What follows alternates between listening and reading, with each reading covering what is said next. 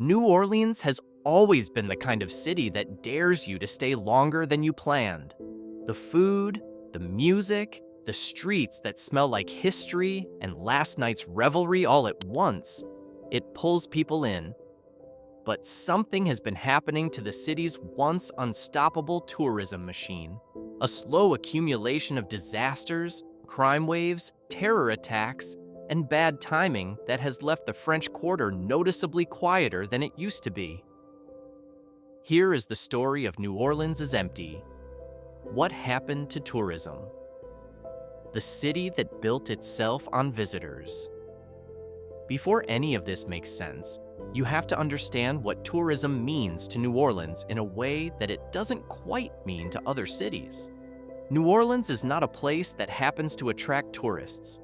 It is a place that was specifically, structurally built around the idea of visitors coming, spending money, and going home full of stories.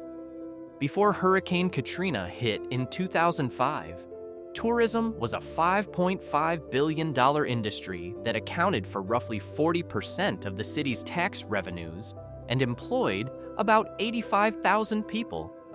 In a city of fewer than 500,000 residents, that is an almost absurd dependence on out-of-towners. The French Quarter, the Garden District, Bourbon Street, Magazine Street, the Riverfront, the Convention Center, the Superdome, all of it exists in an economy that needs bodies moving through it constantly. Jazz Fest draws over 400,000 people in a single weekend. Mardi Gras brings in close to 1 million revelers in its peak days. The city built its tax base, its restaurants, its live music venues, and its entire cultural identity around the expectation that people would always come. The city's appeal is also genuinely difficult to replicate or compete with. New Orleans is the only major American city with a French and Spanish colonial history woven directly into its street grid, its architecture, and its cooking. The Creole and Cajun culinary traditions that grew here over 3 centuries exist nowhere else in the same form. The brass band culture, the second-line parade tradition, the specific fusion of African, French, Spanish, Caribbean, and American musical influences that produced jazz. All of it is rooted in place in a way that makes the city irreplaceable rather than merely distinctive. People don't visit New Orleans the way they visit a theme park. They visit it the way people visit a city they've been hearing about their whole lives and want to finally understand for themselves. That expectation worked for a very long time. Then 2005 happened, and then 2020, and then January 1st, 2025. And each time, the city had to ask itself the same uncomfortable question. Will they still come? Katrina. The wound that never fully closed. Hurricane Katrina made landfall on August 29, 2005, as a Category 3 storm with maximum sustained winds of 120 miles per hour. It didn't just damage New Orleans, it effectively erased large portions of it. The levees failed in multiple places. 80% of the city flooded. More than 1,800 people died. Roughly 400,000 people were permanently displaced.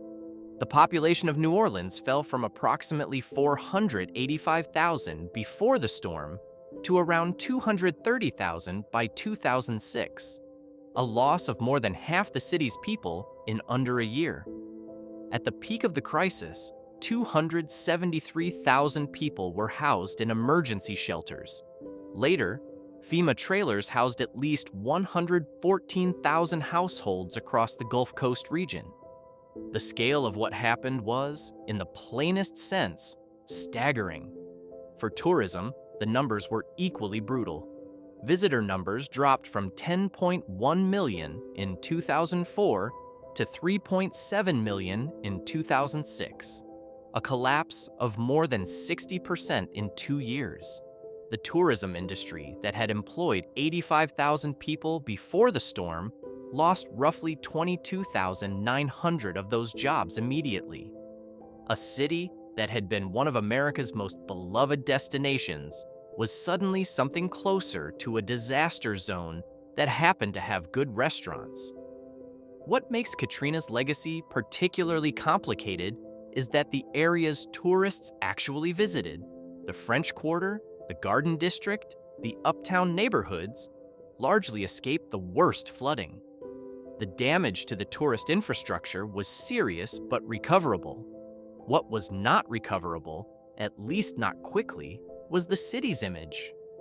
For years after Katrina, New Orleans carried the perception of a ruined place, even as Bourbon Street was technically open and the beignets at Café du Monde were hot.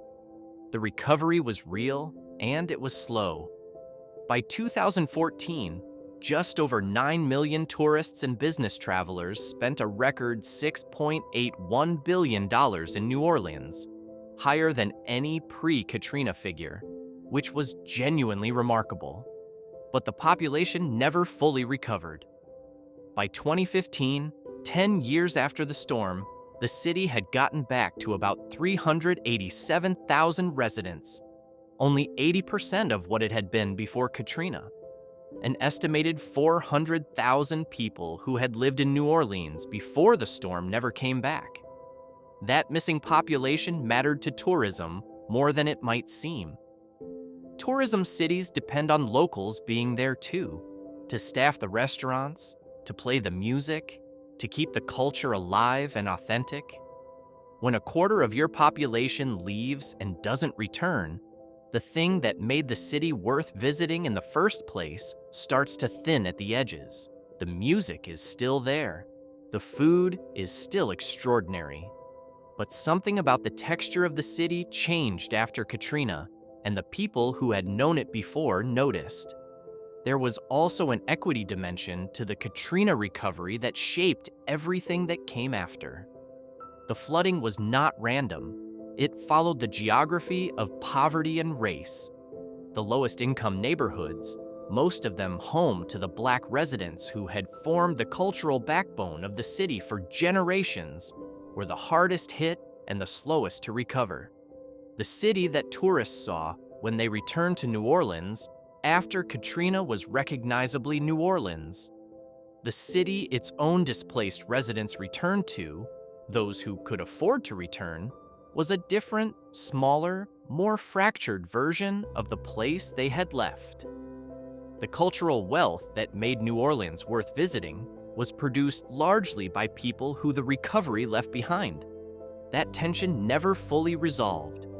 The storm that permanently altered the city's population and reshaped its social geography did not make the front page forever, but it set the conditions for everything that came next. The COVID collapse. If Katrina was the wound that never fully healed, the COVID-19 pandemic was a second blow arriving before the first had been properly dealt with. In 2019, New Orleans attracted 19.75 million visitors, the highest number in the city's history, a genuine peak after more than a decade of post-Katrina rebuilding.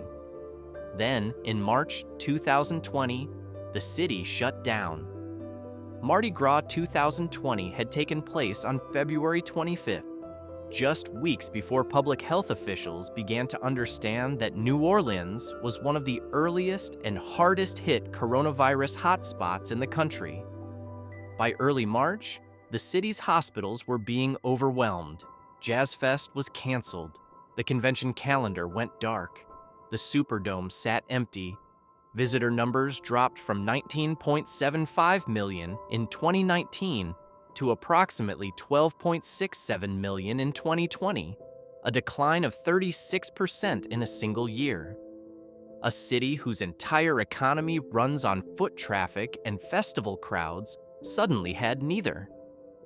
Businesses that had survived Katrina and slowly rebuilt over 15 years were now facing something the city had never experienced before: a complete, government-mandated shutdown of the hospitality industry during the precise weeks of the year that usually kept them alive.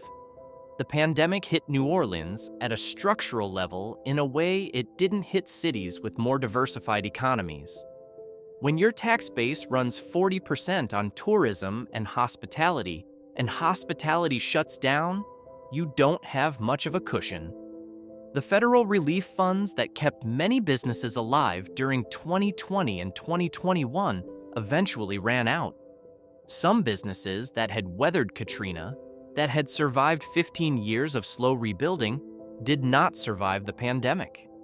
The ones that did came out the other side thinner, with less capital, less staff, and a workforce that had found other work during the shutdown and was not always eager to return. The recovery from COVID was slower than from any previous New Orleans tourism crisis, partly because it happened everywhere simultaneously. There was no rerouting visitors from a localized disaster. Every American city was experiencing the same thing at the same time. New Orleans had no particular advantage in the competition to get tourists back. By 2022, visitor numbers had recovered to 17.53 million. By 2023, they reached 17.94 million, still roughly 9% below the 2019 peak. It wasn't until 2024, with the combined boost of Taylor Swift's three-night Eras Tour stop in October and the momentum building toward Super Bowl 59, that the city finally crossed 19 million visitors again. Only the second time in its history it had done so.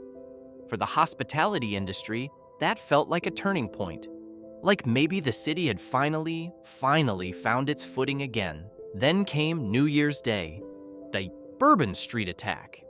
In the early hours of January 1st, 2025, a man named Shamsuddin Jabbar drove a pickup truck through a police blockade and directly into the crowds packed onto Bourbon Street for New Year's celebrations. He killed 14 people and injured dozens more before being shot and killed by police. Investigators later confirmed he had been inspired by ISIS. Improvised explosive devices were also found in the area, one of them in front of Armando Ortiz's cigar shop, which had operated near Bourbon and Orleans streets for 28 years. Bourbon Street, the street that is, for most of the world, synonymous with New Orleans itself, became a crime scene on the first day of the new year. The Sugar Bowl, scheduled to take place in the Superdome that same day, was delayed by 24 hours out of security concerns. When it did take place, attendance came in roughly 16% below ticket sales. About 57,000 people showed up, rather than the expected capacity crowd. The attack had made people make a different choice at the last moment. The bodies of victims were still being identified by the coroner when the next day, the street was reopened. The cleanup crews washed the blood off the pavement, and the bars turned the music back on, because in New Orleans, the show has always had to go on. The city depends on it. I found out there was a terrorist attack, and they found one of the IEDs in front of the shop. They detonated it. I went to the shop, and everything was shut down here, completely shut down. That's when business started crashing on us. Armando Ortiz, owner of Crescent City Cigar Shop, who has operated near Bourbon and Orleans streets for 28 years. For business owners like Ortiz, the attack was the beginning of a downturn that major events couldn't fix. Super Bowl 59 arrived in February 2025, a massive national event, the kind of thing New Orleans had spent years preparing for, and still brought less relief than expected for many French Quarter merchants. The question customers kept asking had changed. Not, where should I eat, but, is it safe? The official data tells a complicated story. According to Seth Knudsen, president of the Downtown Development District, downtown retail vacancies remained consistent with the year before, and city leaders pointed to overall metrics that showed no dramatic long-term collapse.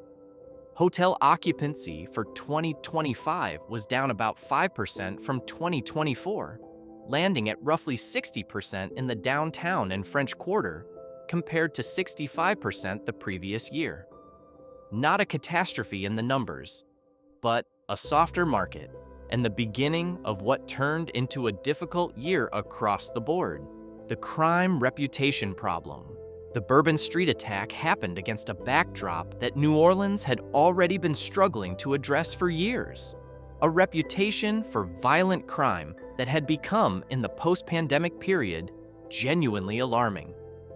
Between 2019 and 2022, murders in New Orleans more than doubled.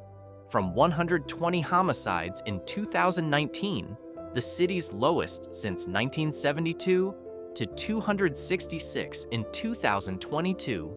Carjackings rose from 103 in 2019 to 281 in 2021.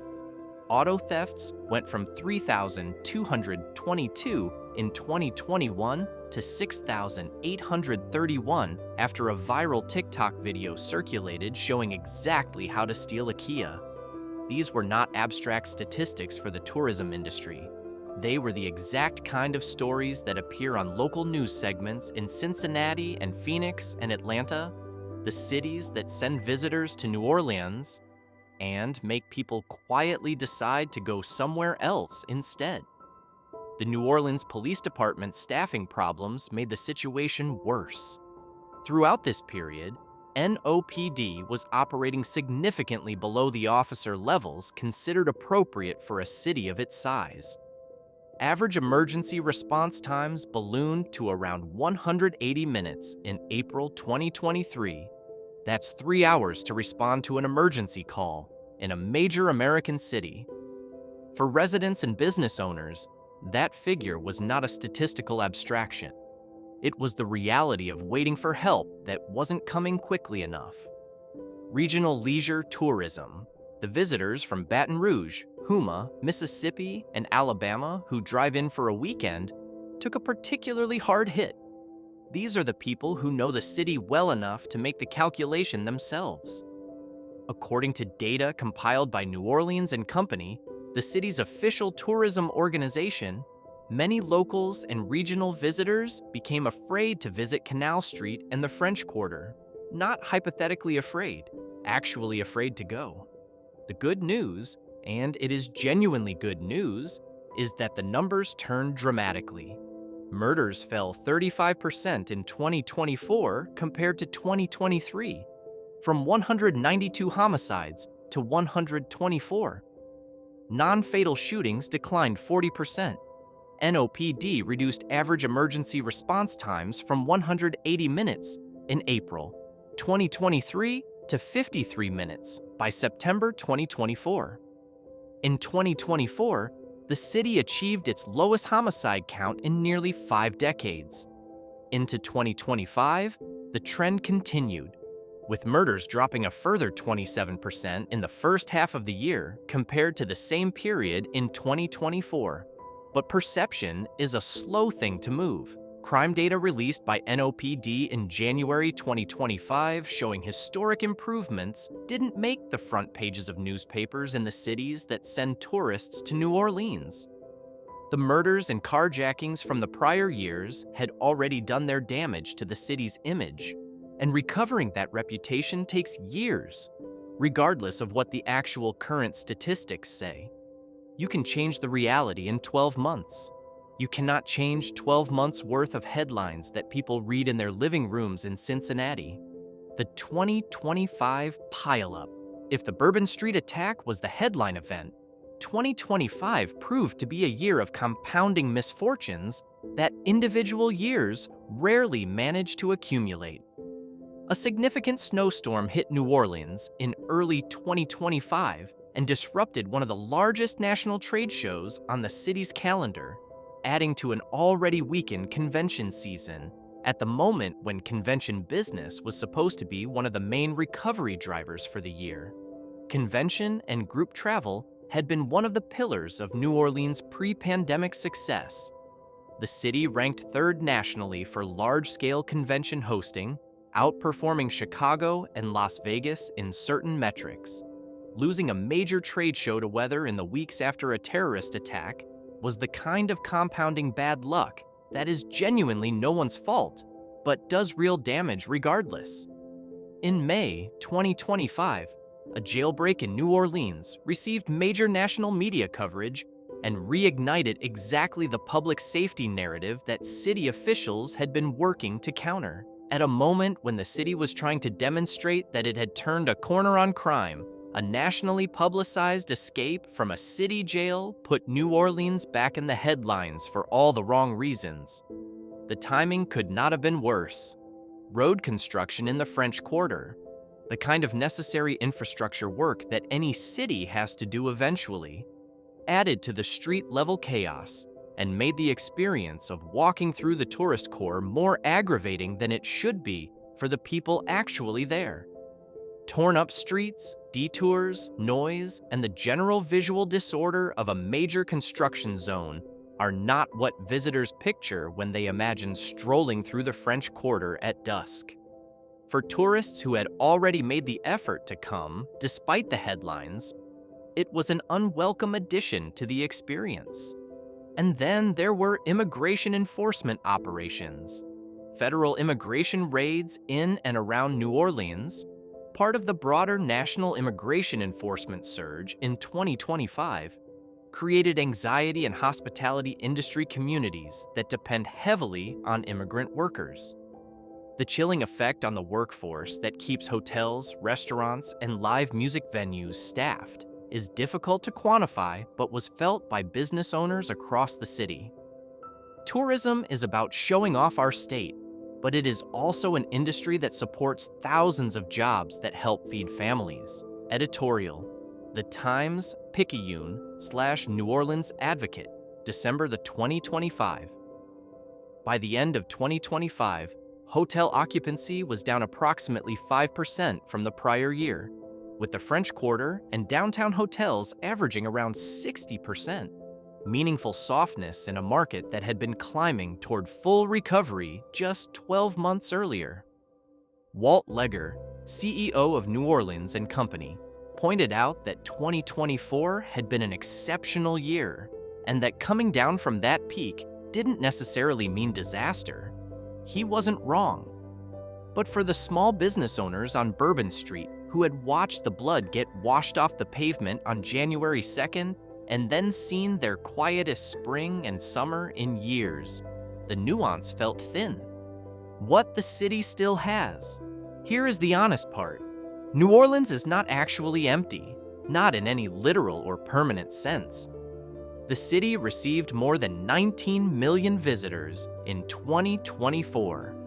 It ranked second in the United States in Travel Plus Leisure's World's Best Awards for 2025. It was named the best culinary destination in the country. Mardi Gras 2025 brought close to 1 million visitors. The Superdome hosted Super Bowl 59. Taylor Swift's October 2024 show sold out. The jazz is still there. The food is still there. The architecture is still there.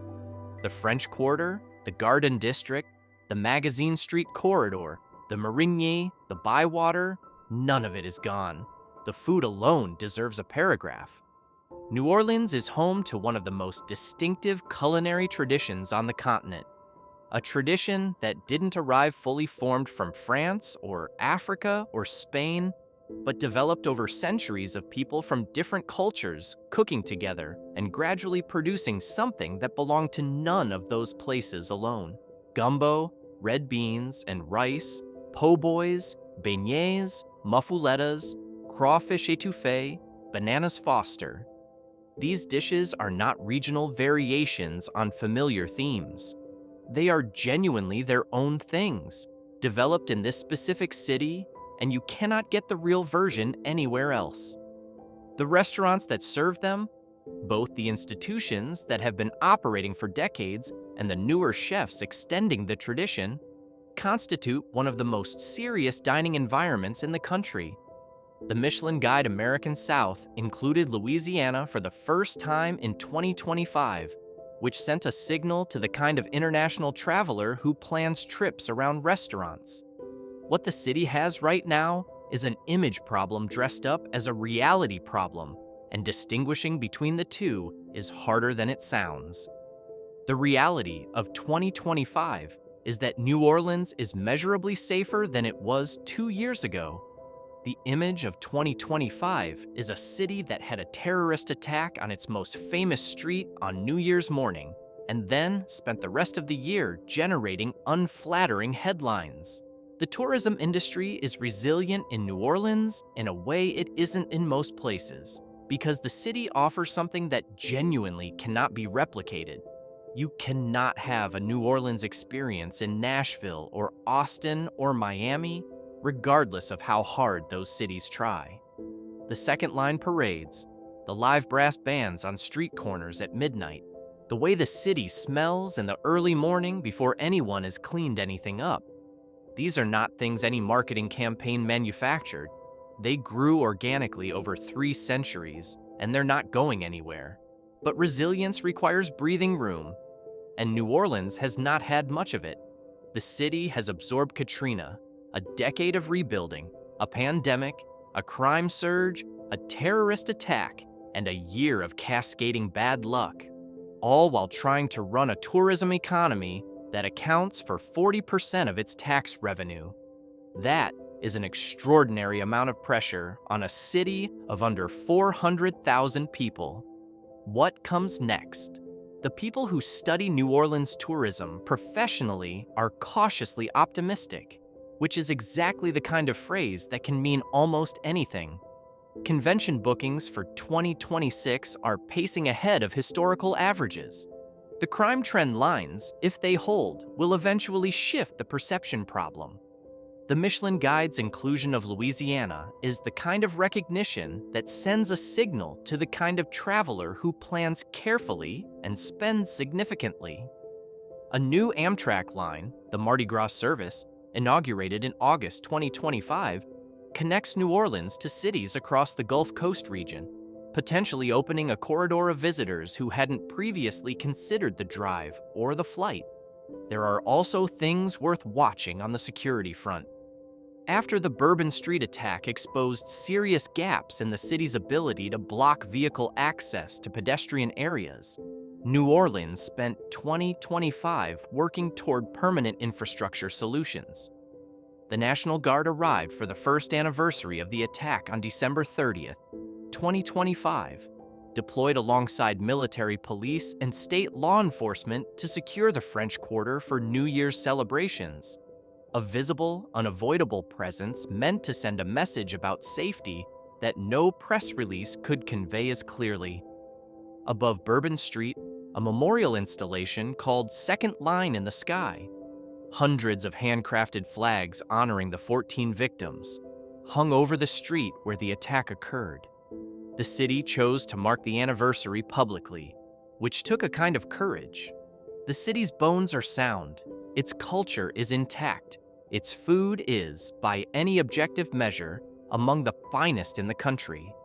Its music scene, even diminished from its pre-Katrina fullness, remains one of the few genuinely irreplaceable cultural assets in American life.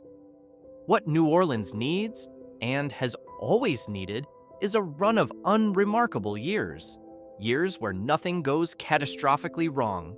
Years where the story is just, people came, they ate well, they heard music, they spent money, they went home, they told their friends to go. That's the entire business model, and it works beautifully when circumstances cooperate.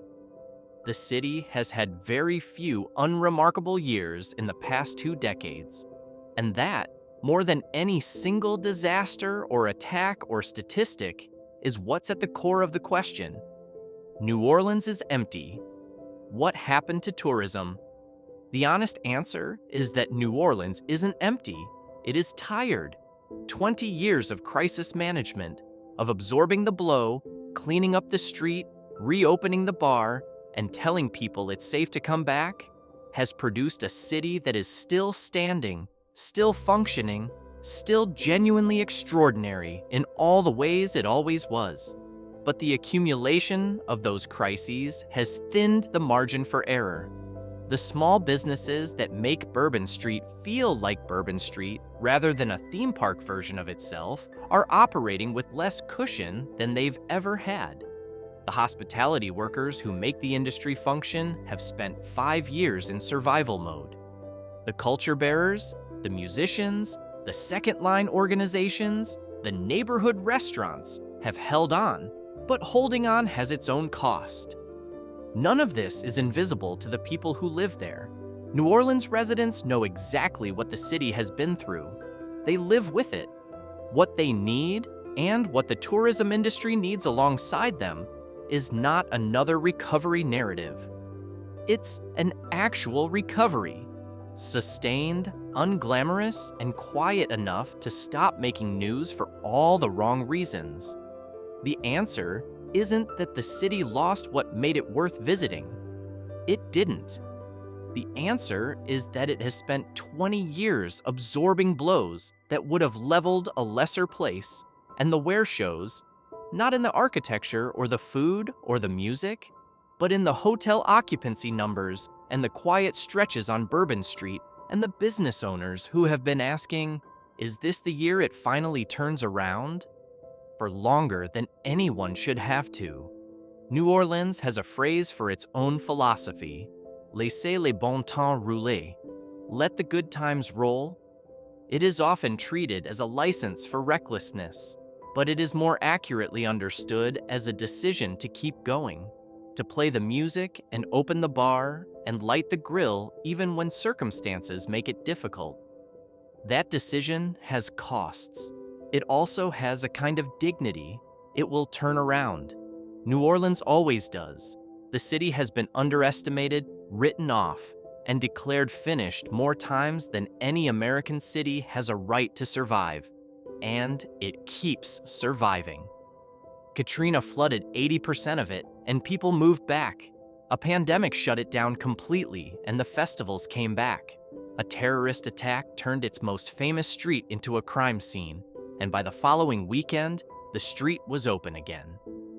That stubbornness is, genuinely, one of the most remarkable things about any place in the country. The question is not whether New Orleans will survive the current moment. It will. The question is whether the city gets the run of unremarkable years. It needs to convert its improving reality into a recovering reputation, and whether the people who used to visit and stopped will find their way back before the businesses that make the city worth visiting have run out of room to wait. If this video gave you something to think about, hit the like button. And if you want more deep dives into cities, culture, and the stories behind what's actually happening in America, subscribe. There's a lot more where this came from.